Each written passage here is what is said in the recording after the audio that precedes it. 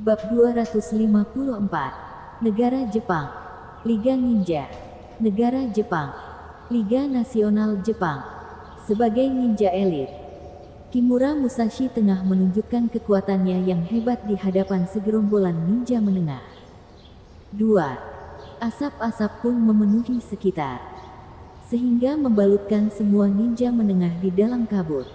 Tunggu kabut itu menghilang, mereka mendadak tiba di sebuah tempat sepi yang mengerikan.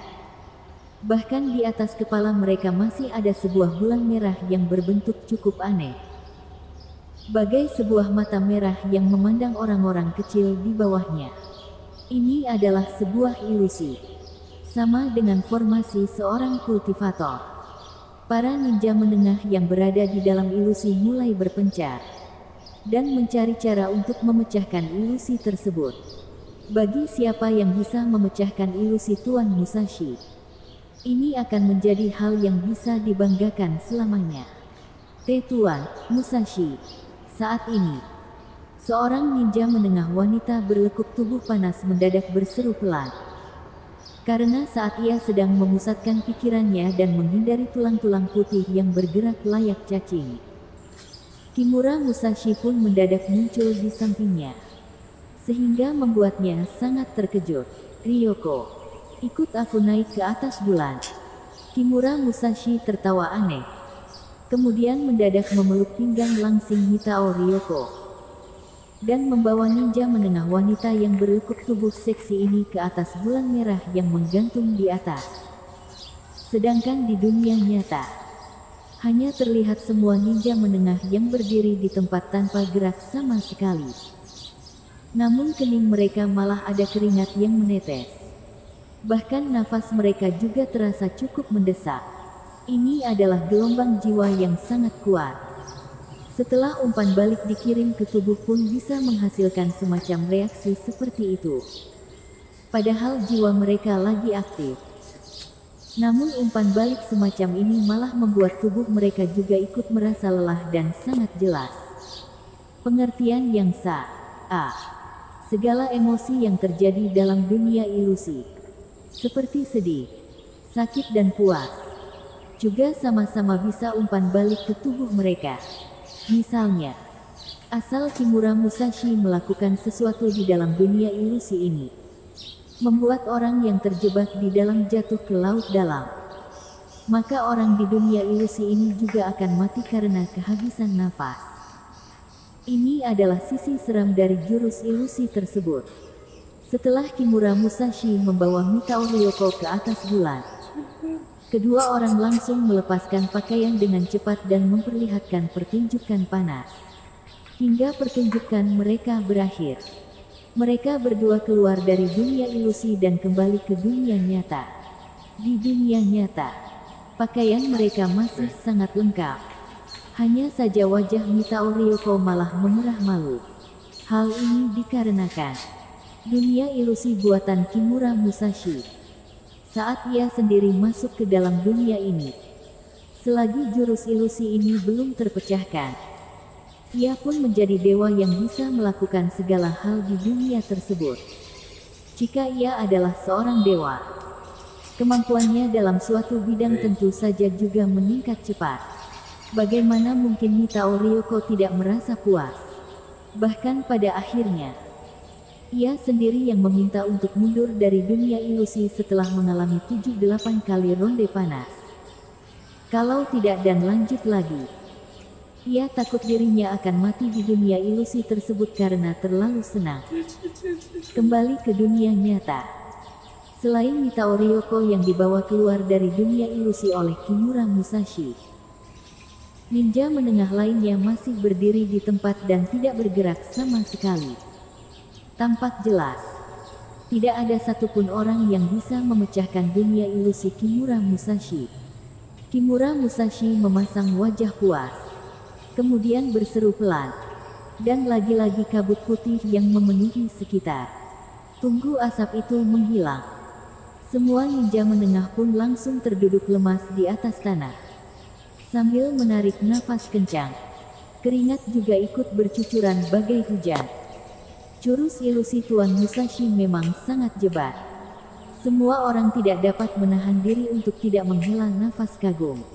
Kimura Musashi berkata, jalan yang harus kalian jalani masih panjang. Tunggu kalian menjadi ninja elit.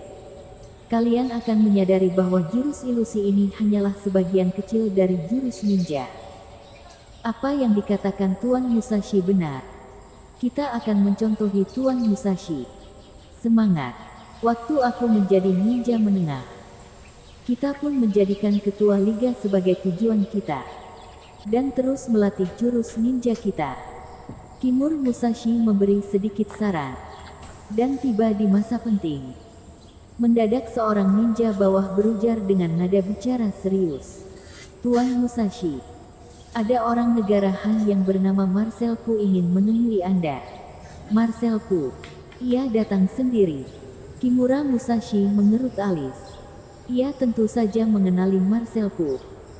Bukan karena Marcel Pu adalah master akupuntur yang terkenal sedunia, melainkan karena putra terkecilnya Musashi yang pergi ke negara Han untuk berguru dengan Marcel Pu. Ninja bawah itu membalas, yang datang hanya orang negara Han itu saja. Ia bilang, ia ada masalah penting yang perlu dilaporkan kepada Tuan. Mendengar ini, Kimura Musashi seketika merasa janggal. Marcel Pu jauh-jauh datang dari negara Han ke negara Jepang. Tidak ada alasan lain jika putranya tidak ikut pulang kemari. Waktu Musashi kecil ingin belajar akupuntur, Kimura Musashi tidak menyetujuinya. Ia selalu ingin membimbing Musashi kecil menjadi seorang ninja. Bahkan mereka berdua juga pernah bertengkar karena perihal berikut. Tapi karena bakat ninja Musashi sungguh buruk, ditambah lagi ia yang tidak tertarik sama sekali akan jurus ninja, jadi semakin ke belakang. Kimura Musashi juga tidak memaksanya lagi, dan membiarkannya pergi ke negara Han belajar akupuntur. Masalah antar mereka berdua pun sudah terselesaikan. Jadi Musashi kecil tidak mungkin tidak kembali ke negara Jepang karena kejadian waktu itu. Sedangkan kali ini Musashi kecil tidak pulang pasti karena sudah terjadi sesuatu. Biarkan ia masuk, ujar Kimura Musashi. Dengan cepat, Marcel Pu langsung berlari ke dalam. Kemudian berlutut di hadapan Kimura Musashi. Tuan Musashi, maafkan aku yang tidak berdaya dan tidak melindungi tuan muda kecil dengan baik. Meski Marcel pun memiliki kedudukan cukup tinggi di negara Han, tapi berhadapan dengan Liga Nasional Jepang, ia juga merasa sangat ketakutan. Liga Nasional Jepang bisa dikatakan juga sebagai Liga Assassins. Sekalinya hal ini ketahuan Kimura Musashi, bahwa putranya meninggal di negara Long, ia pasti akan langsung menanyai Marcel Pu. Hingga saat itu, dirinya bisa saja diberi tuduhan yang tidak memberitahu segalanya meski mengetahui sesuatu. Maka ini akan menjadi masalah serius.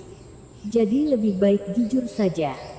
Dan poin terpenting adalah, meski pusat liga ada di negara Jepang, namun kekuasaan liga ini sebenarnya sudah menyebar ke berbagai wilayah di dunia. Tentunya selain negara Long.